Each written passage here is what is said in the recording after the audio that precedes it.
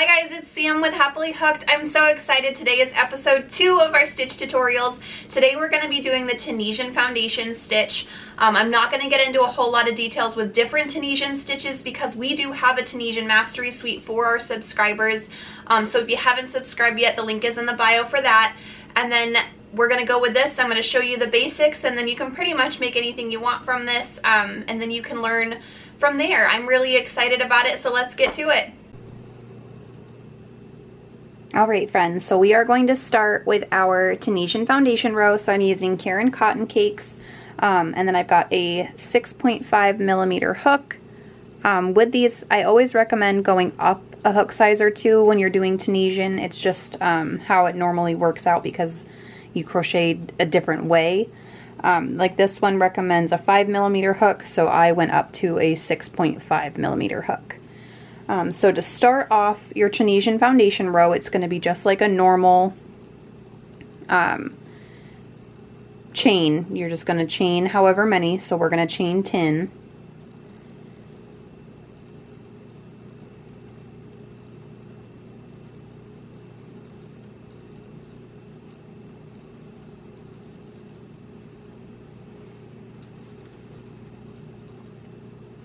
And now to start our foundation row, we're actually going to flip over the stitches.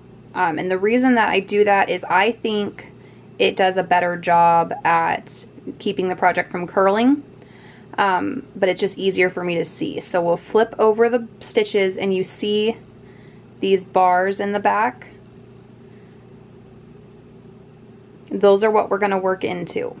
So we're just going to take our hook and go into that bar,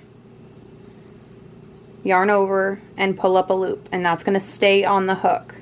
And then we'll do that in the next one. We'll go into that back loop, yarn over, and pull up a loop. And so we just continue to cross. And if they're a little hard to get, you can pinch them and grab a hold of them and pull them up. And it makes it a little easier to grab. I just like the look of this better. You can just go into the main stitch if you want to, but like I said, this helps with curling as well.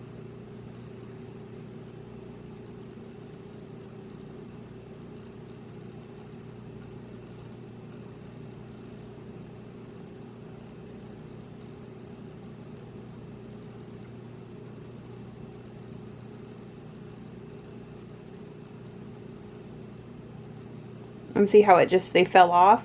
You just can go right back into your loops.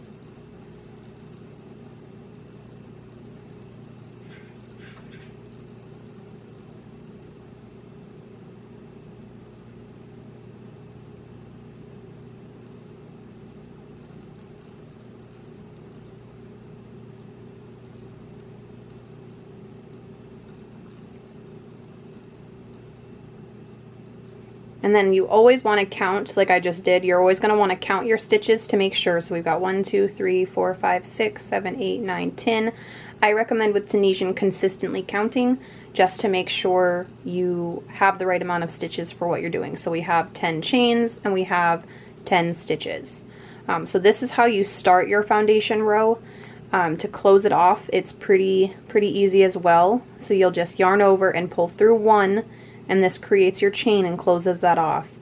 And then for the rest of the way across, you'll yarn over and pull through 2, yarn over, pull through 2. So you'll keep doing this, and the 2 stitches are the one that's in the front and the second one. Those are the 2 that you're going to pull through.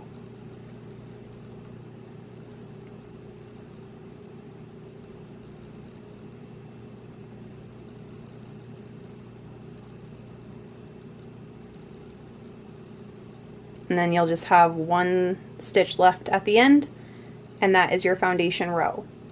Like I had mentioned before, we're not going to get into a ton of different Tunisian stitches. We do have a Tunisian mastery course for our members.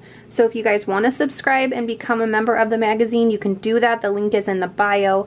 And then that's an option for you on there as well. But this is how you start your foundation Tunisian row. So if you have any other suggestions for stitches or anything you want me to do for you guys to show you how to do it, please comment and let me know, and I will get these out to you every week. Thanks guys, bye!